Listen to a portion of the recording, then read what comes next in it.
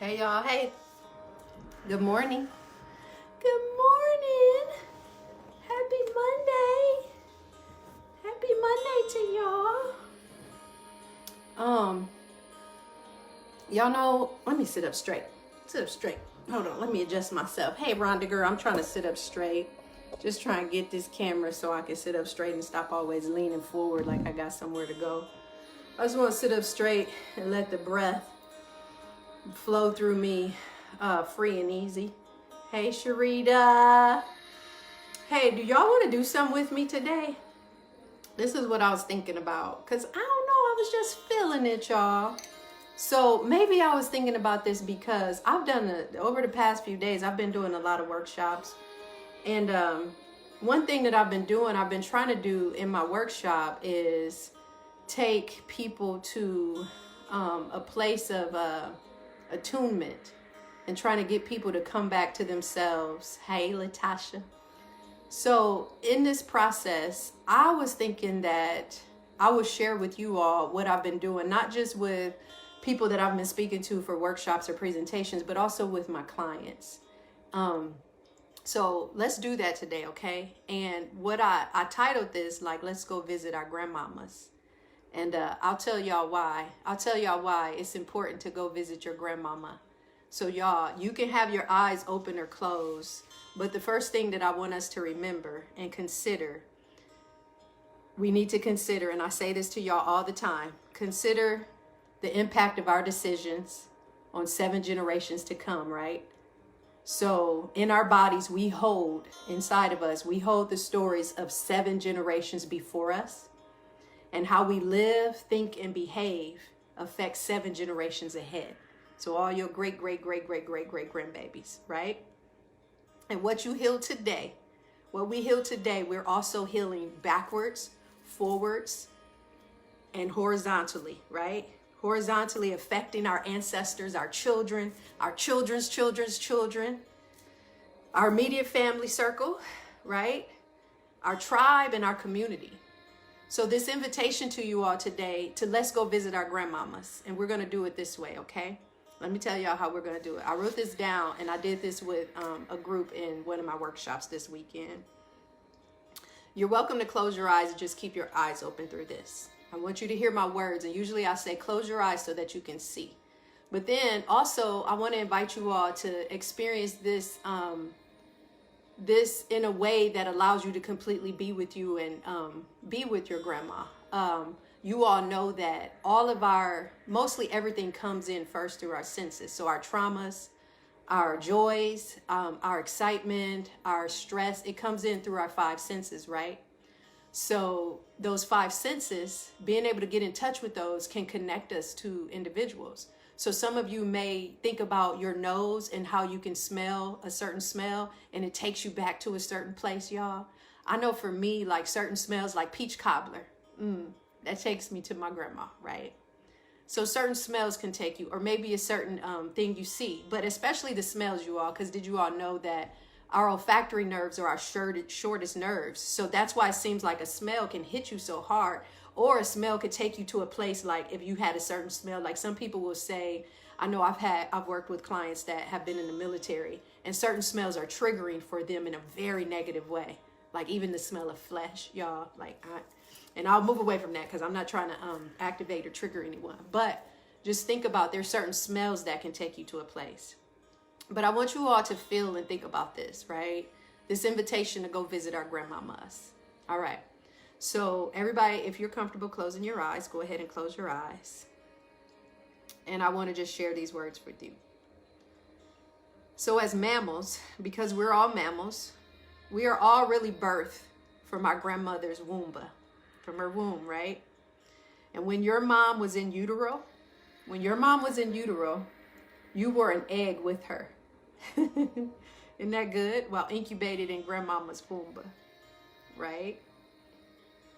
So just thinking about being in grandmama's womb, we can start there, and we can start thinking about some biological information for ourselves, about ourselves. And everything that grandma experienced, your matriarchal, your mama's mama, everything that grandma experienced is biologically here with us now.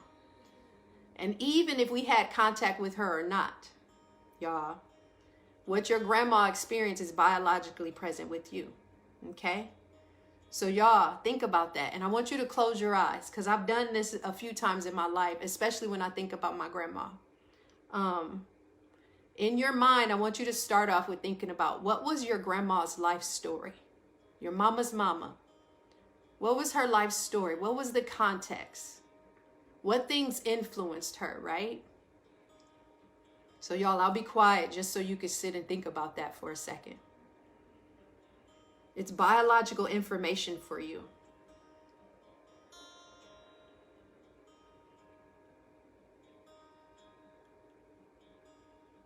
So I know I always go visit and think about my grandma. Think about her being a little girl in Mississippi. Thinking about how her eyes, how bright her eyes probably were at one time, and her smile. And how much she loved her family, her brother and her sisters. And just thinking about her being in Mississippi and then making the decision to move up from Mississippi up to Illinois during the Great Migration. And just seeing her when she was just a young mother with a husband, and then the husband dying, and her having these little babies and needing to make a way for these little babies and for herself with her husband passing. Right? And the grief and the sorrow, but also this hope, this rise up, this keep going was inside of her. And I always feel that inside of me. And then her moving up to Illinois during the Great Migration, looking for a better way with these babies in tow, right? And then remarrying, being in a marriage where the husband was abusive, and her just, her fire in her with her babies and a whole nother set of babies to get up and leave, right? And just that power inside of her to keep going and keep doing. Like, I just see that story, and I know that that's in me, that ability to just keep going and to rise up even in challenging times.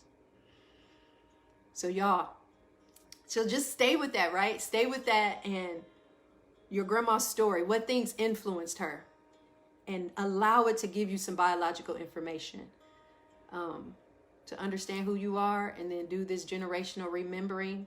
Start seeing some truths, maybe even seeing some lies that you have to suffer, or, you know, lies that we have this generational trauma and that we can't break it, right, y'all? And like I said, I was doing this with my clients, and one book that I've been using, Octavia Rahim, I know y'all probably don't know who she is, but a lot of people do know who Octavia is. It's a bad sister down in Atlanta, and I had got her book, and she has, she's writing poems, and Octavia is just magic, period. So this book, in her book, I was reading one of her quotes and then one of her poems, and she said, "When I put down what is not mine to carry, I am free." And I'm just going to share with y'all just the first couple of lines. And I was reading this to clients as they reflected on that question that I asked you all to think about your grandma and how she's biologically still within you. So let me just read these couple of lines and then we got to go. So Chuck, just listen. Octavia says, "My mama's pain is not mine to carry. My daddy's suffering does not belong to me. I don't have to make my grandmama's weariness my own to maintain a connection to her.